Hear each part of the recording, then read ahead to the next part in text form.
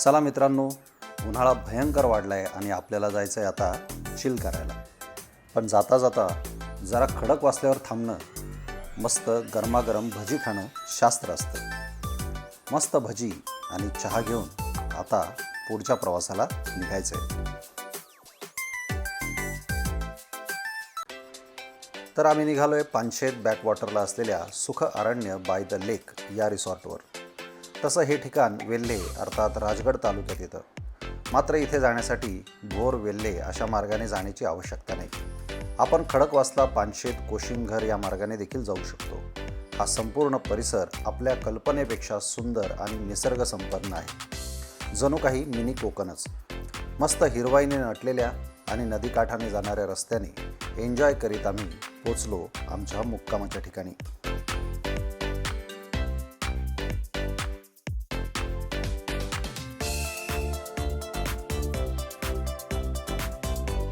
नमस्कार मंडळी, स्वागत आहे आपलं मुसाफिरी यूट्यूब चॅनलमध्ये.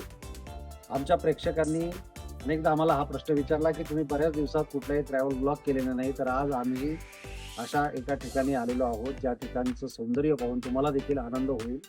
तर आम्ही आहोत पुण्याजवळच्या पानशेत परिसरामध्ये आणि या ठिकाणी सुख अरण्य बाय द लेक नावाचं हे रिसॉर्ट आहे आणि त्या रिसॉर्टवर आम्ही आता राहणार आहोत. तर ह्या रिसॉर्टची वैशिष्ट्य काय आहे, तिथे काय काय सुविधा आहेत, रूम्स कशा आहेत, निसर्ग सौंदर्य कसं आहे, हे सर्व आपण आता पाहणार आहोत. तर चला आज मुसाफिरी करूया या सुख अरण्य बाय द लेक.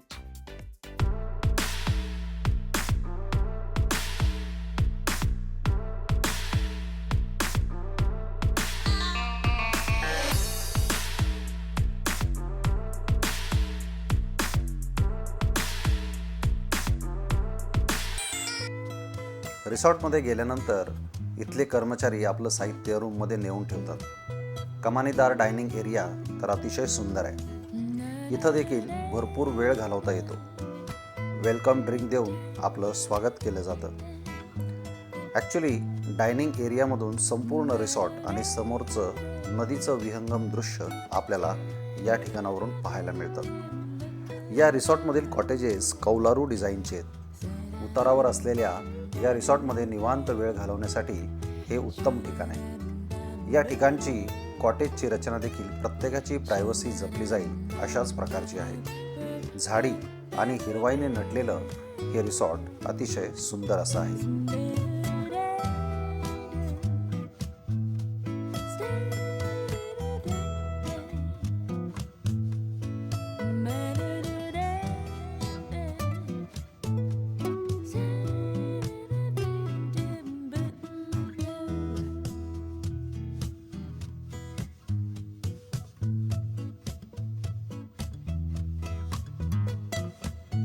चला आता आपण आमची रूम पाहूया.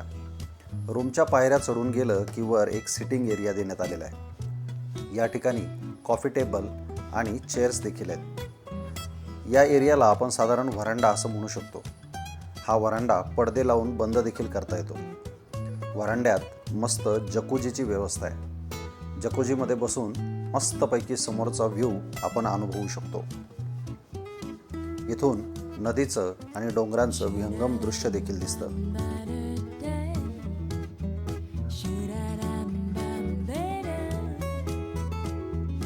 रूममध्ये गेल्यावर प्रशस्त बेड होता. वुडन स्टाईल छप्पर, आर्मचेअर, टीव्ही, सामान ठेवायला कपाट देण्यात आलेलं होतं. रूम तशी स्पेशियस होती. बाथरूम देखील स्वच्छ आणि नीटनेटकं वाटलं.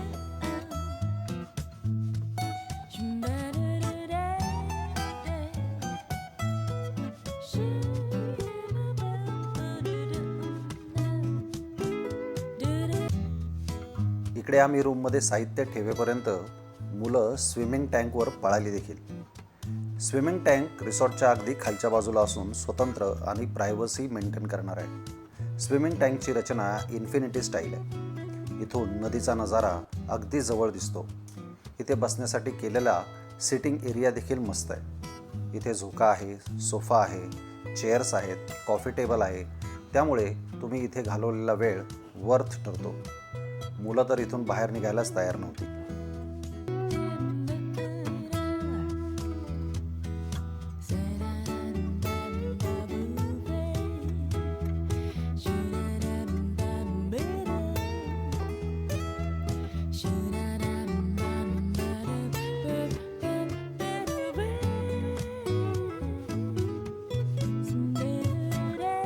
मुलं पाण्यात डुंबतायत तोपर्यंत जरा रिसॉर्टमध्ये फेरफटका मारला.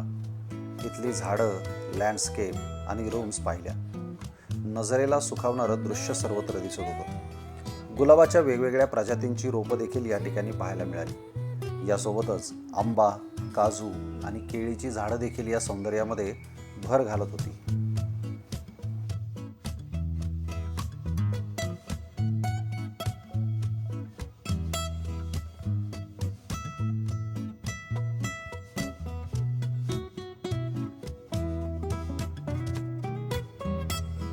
या ठिकाणच्या केळीच्या झाडाला तर मस्त घड लगडलेले होते.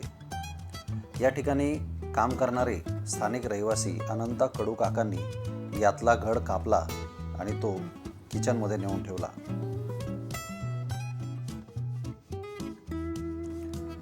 स्विमिंग टँकपासून खाली गेल्यानंतर हा एक निवांत एरिया आहे. या ठिकाणी गौतम बुद्धांची शांत आणि प्रसन्न मूर्ती पाहायला मिळते. इथं तुम्ही निवांत बसू शकता, खेळू शकता.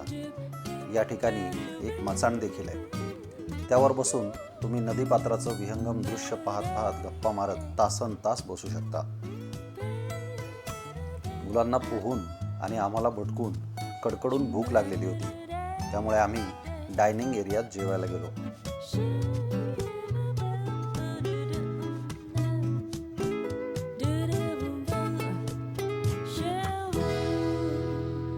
मित्रांनो, इथलं जेवण सुद्धा अप्रतिम आहे. म्हणजे ब्रेकफास्टमध्ये आपल्याला वेगवेगळे मेनू मिळतात. आजच आम्ही सकाळी पोहे, टोस्ट बटर, त्यासोबत फ्रुट्स खाल्लेले आहेत. दरवेळेस ते तुम्हाला विचारतात की तुम्हाला काय खायचं आहे नेमकं. काल दुपारी सुद्धा आम्ही लंच करताना वेगवेगळे मेन्यू आम्ही ट्राय केले.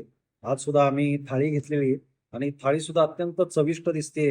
वेगवेगळे पदार्थ आहेत, 2 भाज्या आहेत, पोळ्या आहेत, भात आहे, आमटी आणि जेवण करून पाहिलं अप्रतिम चव आहे. तर हे फिरण्यासाठी आणि इथे जेवण्यासाठी या ठिकाणाला एकदा नक्की भेट द्या. फार सुंदर जेवण आहे, छान मेन्यू.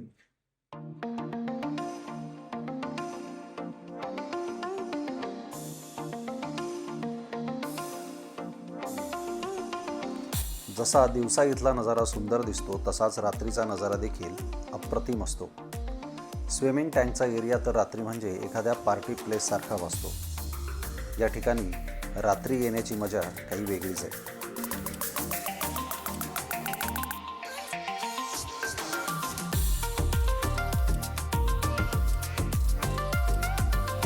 रिसॉर्टमध्ये सर्वत्र लावलेल्या वेगवेगळ्या रंगांच्या लाईट्स नजरेला सुखावून जातात. याच लाईट्समध्ये कॉटेज देखील दूरवरून प्रकाशामध्ये अतिशय सुंदर असे दिसतात.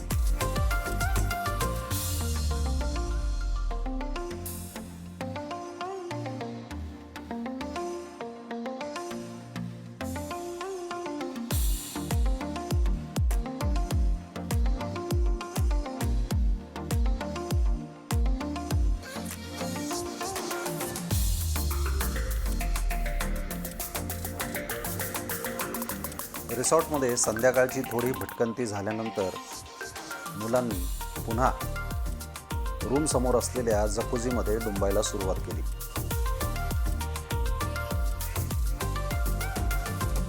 रात्री डायनिंग एरिया एखाद्या महालासारखा भासत होता.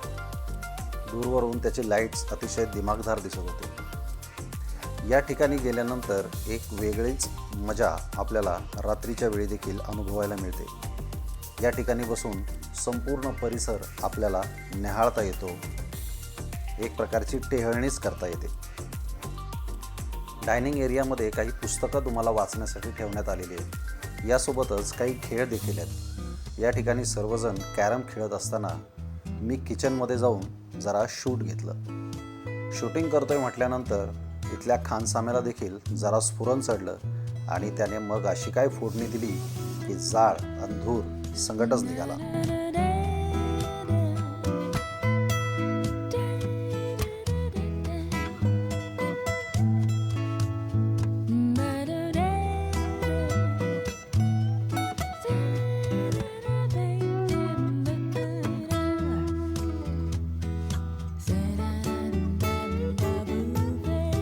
बघा मित्रांनो, आम्ही इथे आता गझिबोमध्ये बसतोय छान उंचावर. मस्त हवा सुटली आणि पाठीमागे रिसॉर्ट रात्रीच्या वेळेला इथला नजारा म्हणजे झकास.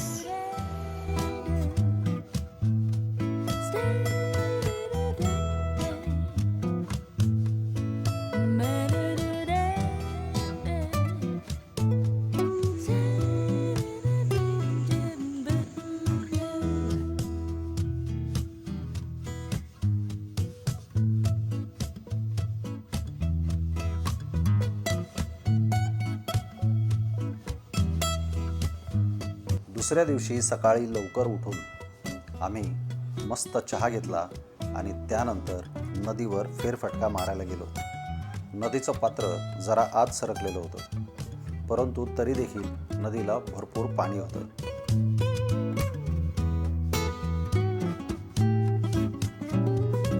किनाऱ्यावर मुलांची मस्त मज्जा सुरू झालेली होती.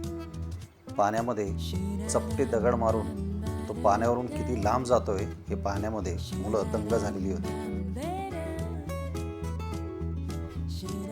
आणि मी निघालो होतो या नदीमध्ये मासेमारी करण्याचा एक अनुभव घ्यायला. मित्रांनो, पानशेतच्या बॅक वॉटरला मी आहे. आम्ही ज्या रिसॉर्टवर थांबलोय तिथे काम करणारे इथलेच लोकल अनंता कडू काका आहेत माझ्यासोबत. आणि ते आता घराकडे निघालेले होते, पण ते जाता जाता ते बघा त्यांच्याकडे सामान आहे खूप सारं. तर ते माशांचं जाळं बॅकवॉटरच्या पाण्यामध्ये टाकणार आहेत नदीमध्ये. तर मी त्यांना म्हटलं की तुम्ही नेमकं हे जाळं कसं टाकताय ते मला बघायचं आहे. मग त्यांच्यासोबत आता नदी पात्रातून आम्ही दोघंजणं चालत तिकडे पाण्याजवळ चाललो आहे. बघूया एक काका कशा पद्धतीनं जाळं टाकतायत. काका, कुठल्या प्रकारचा मासा मिळतो इथे? इथं भरपूर प्रकारचे मासे म्हणजे चांगले म्हणजे लोळी आहे, म्हणजे आपल्या ह्याच्यामध्ये लोळी एक आहे लोळी विळी आहे आणि सगळे. चिलापी. चिलापी हा, अजून पण त्याची जाळी वेगळी आहे त्याची. अच्छा. प्रकार वेगळा आहे, जाळ्यांचा प्रकार वेगळा असतो. अच्छा, माशाप्रमाणे जाळी पण जाळ्या, वेगळी. हा, त्या. बर.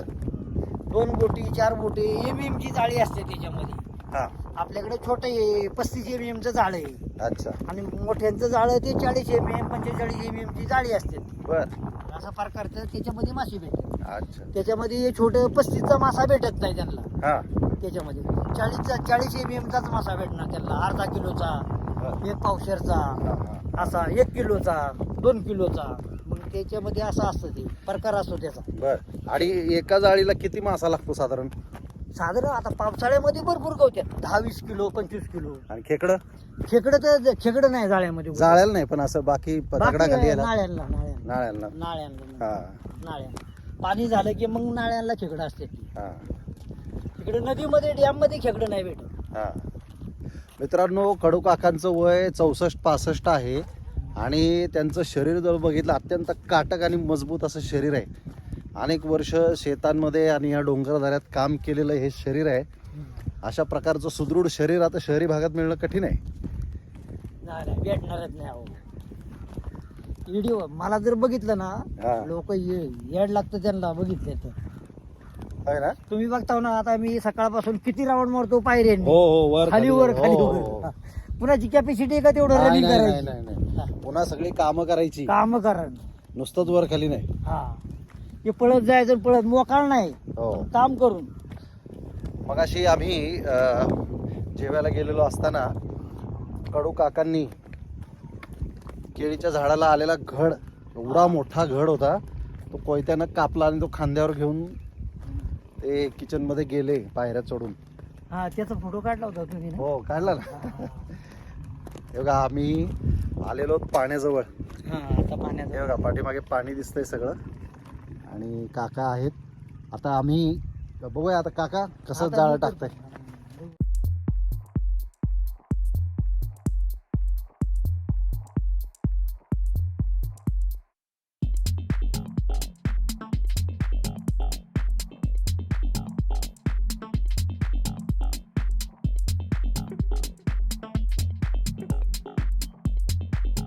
मित्रांनो, काका आतमध्ये गेलेले आहेत. ते बघा तिकडे. हा, हे बघा, ह्या पॉइंट मी जो दाखवतोय ना, हा, ते तिथे काका आहेत. ते माशाचं जाळं लावायला गेलेत. एवढ्या आतमध्ये गेलेत. हे इथून इथे काडी आहे. हे बघा, ही काडी इथून ते आतमध्ये गेलेत आणि एवढ्या लांबपर्यंत आतमध्ये नदीत ते जाळं लावायला गेलेत. आता तिथपर्यंत त्यांचं जाळं चा जो साईज आहे, जी लांबी आहे, ती जेवढी लांब जाईल तिथपर्यंत ते गेलेले आहेत. आता तिथून ते जाळं तिथे लावून मग पोहत परत येणार. कधीतरी असं निसर्गाच्या कुशीत शांततेमध्ये वेळ घालवला पाहिजे. या ठिकाणी पाण्याचा असा एक मंजूळ नाद येतोय वाऱ्यासोबत. या पाण्याच्या छोट्या छोट्या लहरी अशा किनाऱ्याकडे येत आहेत आणि त्याचा दगडांना धडकल्यानंतर त्या पाण्याचा इतका मंजूळ आवाज होतोय, फार सुंदर. आणि हवा तर म्हणजे इतकी थंड आहे, इथे बसल्यानंतर असं वाटतच नाही आहे की आज म्हणजे उन्हाळा आहे. आणि पाठीमागे डोंगर आहेत, छान पाणी दोन्ही किनाऱ्यांना लागतं आहे. फार सुंदर आणि निसर्ग संपन्न असा हा परिसर आहे. आणि हा परिसर पुण्यापासून अगदी जवळ आहे, म्हणजे पानशेतच्या बॅकवॉटरला हे रिसॉर्ट आहे. म्हणजे या ठिकाणी बरेचसे रिसॉर्ट आहेत, पण आम्ही ज्या ठिकाणी राहिलो त्याचा जो समोरचा व्ह्यू आहे, दृश्य आहे, ते अप्रतिम आहे. आणि त्याच रिसॉर्टच्या मागच्या गेटने मी आता नदीपात्रामध्ये आलो आहे आणि या ठिकाणी निवांत वेळ घालवत बसलो आहे.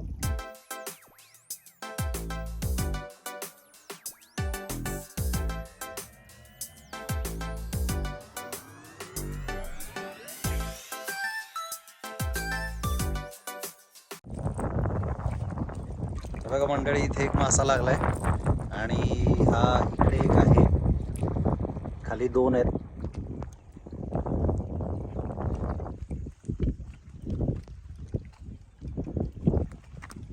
मित्रांनो, काकांची मासेमारी पाहिलेली आहे.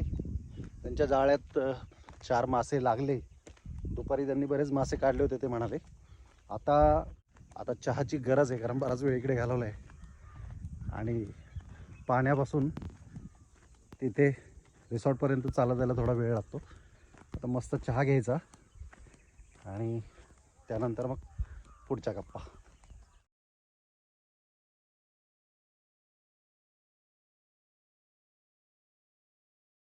तेव्हा मित्रांनो, ते काका घराकडे चालत निघालेले दिसत आहेत. जी ह्युमन फिगर दिसते पाण्याच्या कडेने चालत जाताना, तेच ते काका आहेत. एवढ्या लांब चालून दम लागलाय आणि आता रिसॉर्टपाशी आलेलो आहे. तर रिसॉर्टवर जायचं. इथे बसायला छान आहे. इथे असं मी झाडाच्या मुळांवर असं बसू शकतो. छान आहे नजारा समोर, हे बघा.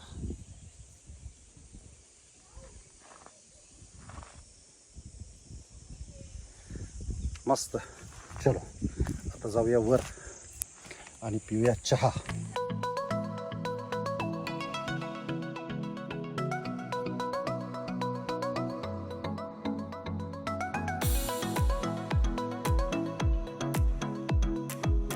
नदीवर फिरून परत आल्यानंतर मस्तपैकी चहा घेतला, नाश्ता केला आणि मग साहित्याची आवरावर केली. मस्तपैकी 2 दिवस या ठिकाणी कसे गेले हे समजलंच नाही. भरपूर धमाल आणि मस्ती या ठिकाणी मुलांनी केली. आम्ही देखील भरपूर एन्जॉय केले. सुख अरण्य बाय द लेकची हे सफर पूर्ण झाली आणि आम्ही पुण्याकडे परत निघालो. तळी सुख अरण्य बाय द लेकची 2 दिवसांची सहल आमची आता पूर्ण झालेली आहे. इथून आम्ही पुण्याकडे जाणार आहोत. या रिसॉर्टच्या नावाप्रमाणेच इथं आल्यानंतर आम्हाला सुख अनुभवायला मिळालं. नदीच्या किनाऱ्याने आम्ही भरपूर चालत गेलो, निसर्गाचा आस्वाद घेतला. या ठिकाणी भरपूर मौज मजा मस्ती केली. आता पुण्यापासून इथे नेमकं कसं यायचं, हे अंतर किती आहे, इथले चार्जेस किती आहेत, याची सर्व माहिती आम्ही तुम्हाला डिस्क्रिप्शनमध्ये देणार आहोत, ती तुम्ही चेक करा. चला पुन्हा भेटूया अशाच वेगळ्या व्हिडिओसह आपल्या मुसाफिरी चॅनलवर.